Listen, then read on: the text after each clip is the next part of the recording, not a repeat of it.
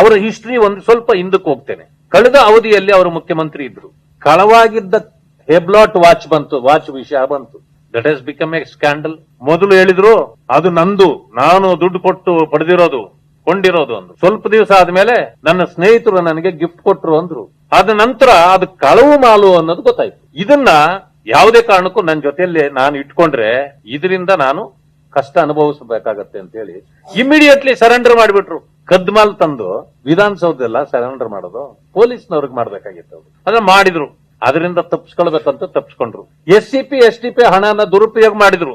ಅದರಿಂದ ದೊಡ್ಡ ಗಲಾಟೆ ಎಲ್ಲ ಆಯ್ತು ಇಡೀ ರಾಜ್ಯದಲ್ಲಿ. ಮುಜುಗರ ಆಗೋ ಪರಿಸ್ಥಿತಿ ಬಂತು. ಇಮಿಡಿಯೇಟ್ಲಿ ಮೊನ್ನೆ ಪ್ರಜಾಪ್ರಭುತ್ವ ದಿನಾಚರಣೆ ಮಾಡತಕ್ಕಂತ ಸಂದರ್ಭದಲ್ಲಿ ವಿಧಾನಸೌಧದಲ್ಲಿ ಹೇಳಿದ್ರು, ನಾನು ಅದೊಂದು ತಪ್ಪು ಮಾಡಿದೆ, ಅದನ್ನ ನಾನು ಬಳಕೆ ಮಾಡಬಾರ್ದಾಗಿತ್ತು ಅಂದ್ರು. ಅದು ಅಲ್ಲಿಗೆ ಅದರಿಂದನೂ ತಪ್ಪಿಸ್ಕೊಂಡ್ರು. ಅದಾದ್ಮೇಲೆ ವಾಲ್ಮೀಕಿ ಹಗರಣದಕ್ಕೆ ಬಂದ್ರು. ಸದನದಲ್ಲಿ ನಾವು ಕೇಳಿದಾಗ 187 ಕೋಟಿ ರೂಪಾಯಿ ನುಂಗ್ಬಿಟ್ರಲ್ಲ ಅಂದ್ರೆ, ಇಲ್ಲ ಬರೀ 87 ಕೋಟಿ ಅಂದ್ರು. ಅಂದ್ರೆ ಅಲ್ಲೂ ಒಪ್ಕೊಂಡ್ರು. ಅದು ಆಯ್ತು. ಈಗ ಮೂಡಾದಕ್ ಬಂತು. ಮೂಡಾದ್ರಲ್ಲಿ ಜಗ್ಗೋದಿಲ್ಲ ಬಗ್ಗೋದಿಲ್ಲ, ನಂದು 62 ಕೋಟಿ ರೂಪಾಯಿ ಬರಬೇಕು, ಅದರದ್ದು ಕೊಡ್ತೀರಾ ನೀವು ಅಂತ ಪತ್ರಕರ್ತರನ್ನ ಕೇಳಿದ್ರು. ಪಾಪ ಪತ್ರಕರ್ತರು ಕೊಡ್ತಾರ? ಆದ್ರೆ ಎಲ್ಲ ಆದ್ಮೇಲೆ ಇವತ್ತಿನ ಪರಿಸ್ಥಿತಿ ಅವ್ರದ್ದು ನೋಡ್ರಿ, ಕೊಟ್ಟೇ ಬಿಟ್ರು. ಇದೇ ಹಿಂದೆ ಏನ್ ಹೇಳಿದ್ರು ಅವರು, ಯಡಿಯೂರಪ್ಪನವರು ಸೈಟ್ ನ ಸರೆಂಡರ್ ಮಾಡಿದ್ದಾರೆ ಅಂದ್ಮೇಲೆ ತಪ್ಪು ಒಪ್ಪಿಗೆ ಆಗಿದೆ, ಒಪ್ಕೊಂಡಂತಾಯ್ತು ಅಂತ ಹೇಳಿದ್ರು. ಈಗ ನಿಮ್ಮ ತಪ್ಪು ಒಪ್ಕೊಂಡಂತಾಗಿಲ್ವಾ? ನಾನು ಹೇಳ್ತೇನೆ, ನೀವು ಕೋರ್ಟಿನ ಆದೇಶಗಳನ್ನು ನೋಡಿರಬಹುದು. ಎರಡು ಆದೇಶಗಳು ಬಂದವು, ಹೈಕೋರ್ಟ್ ಮತ್ತು ಜನಪ್ರತಿನಿಧಿಗಳ ಕೋರ್ಟ್.